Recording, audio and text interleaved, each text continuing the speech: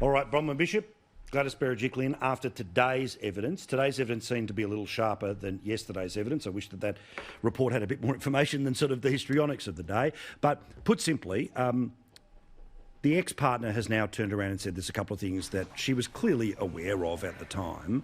But do you think that we've hit the moment where she has to swing? No, I don't. And Paul, I'd really like to make a statement about it. Sure. And I feel strongly about it. I've written it. OK. Go to camera 5. I don't know what you're about to say, but OK. Well, if you compare Gladys to the other two premiers on the East Coast, she's a standout.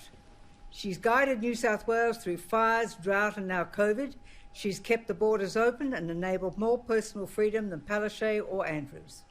She's not denied a daughter the right to see her dying father like Palaszczuk because of some socialist bloody-mindedness, nor like Andrews, who has a pregnant woman forcibly handcuffed in her own home, and through ineptitude or worse, some 800 people have died in Victoria. 9 out of 10 people who have died in Australia died in Victoria. Will he be prosecuted under his own law about manslaughter? Or once again, do we have one rule for socialists and another rule for everybody else?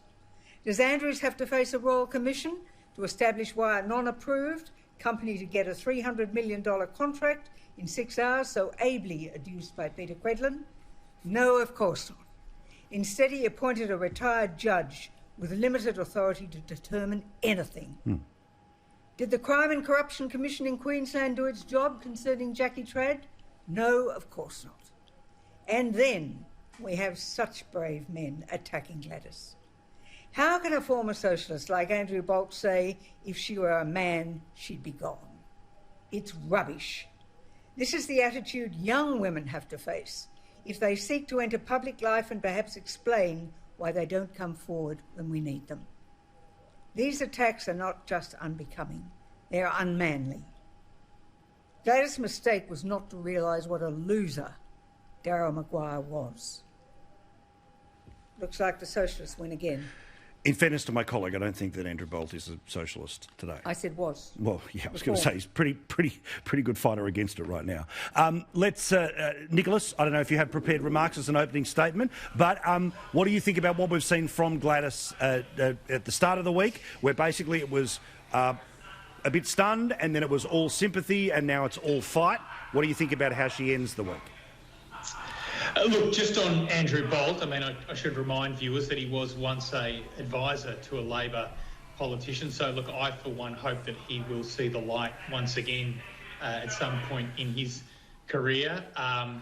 As for Gladys, look, I know I'm meant to be the Labor bloke on the program, but I hope that she does hang tough on this, and I don't think she should resign. I think I obviously don't agree with all her policies or the positions of her government, but I do think New South Wales has responded well to the COVID-19 pandemic. I did think she handled the bushfire crisis over the summer well. I do think she is actually a person of integrity.